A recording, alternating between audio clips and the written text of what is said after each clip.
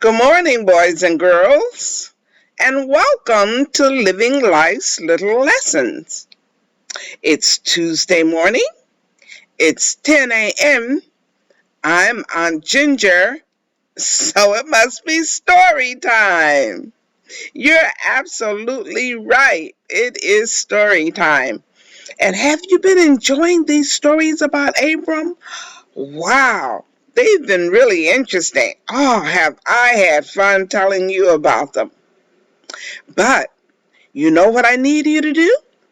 I need you to subscribe if you haven't already and ring the notification bell so that you don't miss any of these amazing stories because I've got another good one for you today. And then there are two more things I want you to do. And what are they? Give Aunt Ginger a thumbs up and then share it with your friends. That's right. You share it with everybody. Everybody needs to know about the scriptures and what happened at the beginning and how things have progressed over the years, over the thousands of years that man has been on the earth. Well, we saw that God wanted Abram to do something very special.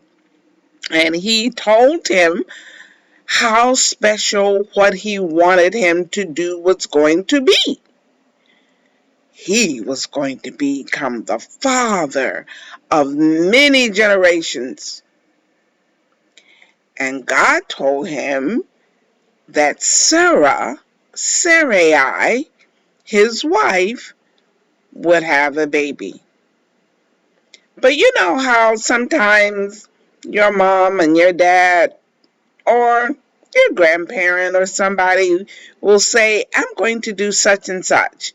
And you wait, and you wait, and you wait, and it doesn't happen right away. And you begin to wonder, is this really going to happen? Unfortunately, this happened to Abram, and his wife Sarai, Abram and Sarai. God told them that he was going to have a child. But you know, after waiting for many years, Abram and Sarah grew tired of waiting. And Sarah decided, I have a good idea. Let's help God out. Not a good idea. We tell you about this idea in today's story. I won't ruin it for you. And then right after the story, we've got a new rap. I told you we're going to have a third rap called The Eye. So you stick around, boys and girls, and I want you to learn this rap too, okay? So let's get on with the story. It's pretty exciting to me.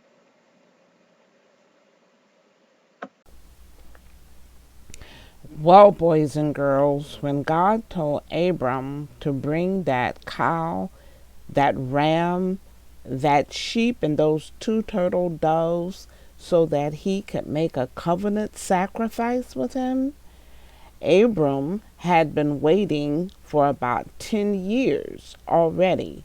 And this covenant was God's way of saying to Abram, even though you've been waiting 10 years for me to give you that child, this is really going to happen. And I want you to cut them in half because if I don't keep my promise, then it will be like you cutting me in half if I don't, in fact, keep my promise. And so God showed up and God walked between those animals to show that this covenant was steadfast and it could not be broken, and he was going to, in fact, be the one to keep the promise because only he could keep it. And to Abram, when Christ walked through the two halves of the animals lying across from each other, it looked like a smoking lamp. And so about a year later, they still hadn't had a child. Now it's 11 years that have passed. And Sarah says to Abram, you know, I think perhaps we should help God out. He's been pretty faithful and he's taken care of us and provided us with many things. But I think perhaps we should help God out by you marrying my maid. Hagar is young and beautiful, and I'm sure you would make lovely children. And after she has the baby, she can just give the baby to me. And then it will be our baby, my baby and your baby. So Hagar consented. Abram married Hagar, and sure enough, Hagar got pregnant. Well, after she got pregnant, she didn't think that she should be Sarai's maid anymore. After all, she was going to have a baby, and her baby was going to be the heir of everything that Abram had. And she didn't want to work and obey Sarah anymore. And Sarah came to Abram and said, listen, what have you done? She doesn't want to work for me anymore, and she's acting funny. And Abram said, listen, she's your maid, you deal with it. So Sarai began to treat Hagar harshly, and Hagar didn't like it. And so Hagar just left. She took her things and she just left. And she was sitting in the wilderness crying because she was thinking, oh, this is so unfair. Here I am having this man's baby for this old woman, and she's treating me meanly, and I didn't really want to do this. And God, where are you? This seems so unfair. And when she looked around, guess who was standing there? It looked like an angel, but it was really Christ. And he said to her, Hagar, Sarai's maid. He knows my name. He knows my position in life. Yes? He said, listen, I know that you're upset, but I want you to go back, and I want you to stay there and have the baby. And I promise I will help that baby to grow up to be a leader. He will be a wild man, and he'll be a fighter, but he will be your child, and he will have many sons, and you will be very happy with him. So, sure enough, Hagar was so impressed that Christ showed up himself until she named that place the God who sees me.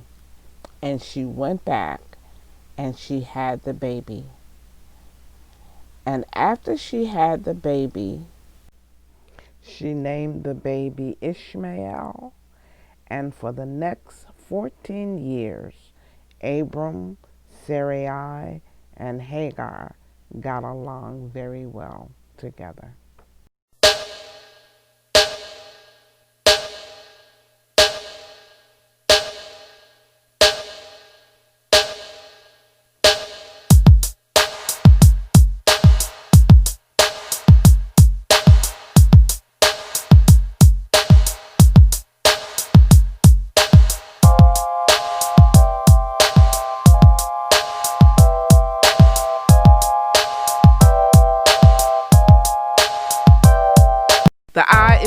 always watching you to check out all the things you do. So when a pusher comes your way, this is what you need to say. I am clean and I'm drug free, and that's the way I want to be. I don't need an empty thrill, so you won't catch me popping pills. I don't want to have a stroke, and so I won't be doing coke. My schooling I'll not interrupt, and so I won't be shooting up. So go away, stop talking smack, 'cause I'm not gonna do no crack. I will stand out from the crowd, 'cause I'm drug free and I am proud. I'm drug free and I am proud. I'm drug free and I am proud. I'm drug free and I am proud. I'm drug free and I am proud.